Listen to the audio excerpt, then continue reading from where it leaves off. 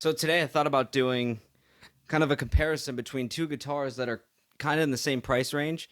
Like if you buy a newer Alexi Laiho model and the Jackson Winter Storm. I'm not saying I can't say the other dude's name.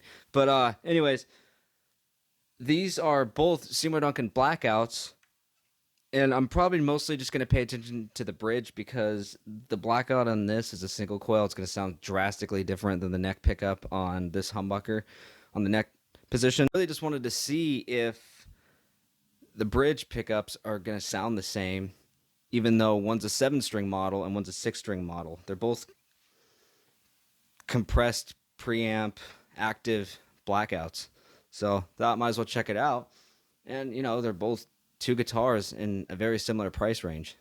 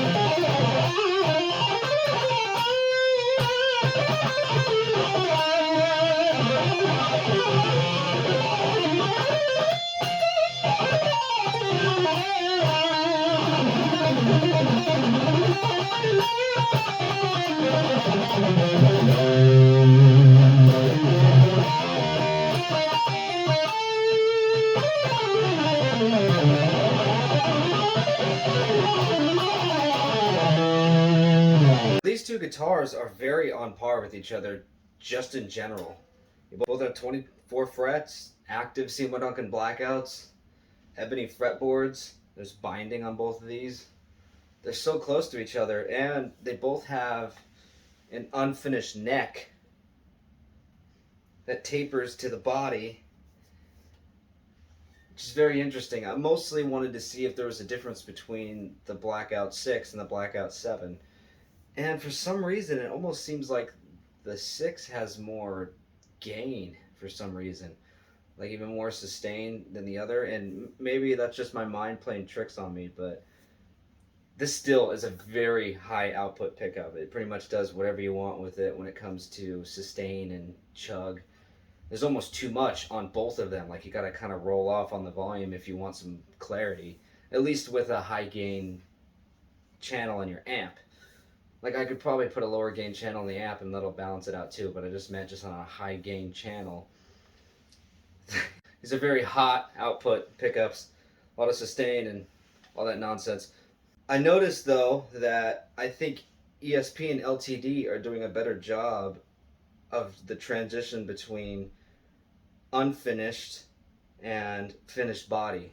There's kind of a ridge and you feel this speed bump. I love Jackson guitars a lot too, but it looks like LTD and ESP are doing a much better job. Like there's almost, it's pretty much seamless right here.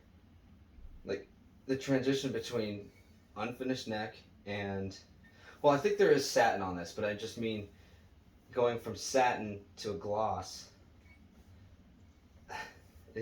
It's almost like it's so natural. I don't even know how they did it that way. That's so crazy. They did a really good job with that. Jackson does pretty good too. It just, you feel it. There's a transition between body and neck, and it's almost a little bit of a speed bump, but that's just their way of doing that. But LTD and ESP's got it down to a science. This is seamless. But anyway, this video is mostly about the sound of this pickup and the bridge pickup on that Jackson. And they're pretty on par with each other because, you know, they have the same DNA. They're essentially the same pickup. And I don't know what's going on, but it seems like this one's a little bit hotter for some reason. And that's not always a good thing, but I like it. That's cool. But I really like both. Like, you really can't go wrong with any of these two pickups if you want a high output active pickup. My favorite, though, if I had to pick, would be the Dave Mustaine live wires. On the other hand, they don't make 7-string live wires, so that'd be a good pick to go with the Blackouts if you want an active 7-string pickup. All in all, they're both killer guitars. Like, you couldn't go wrong with either one or either pickup.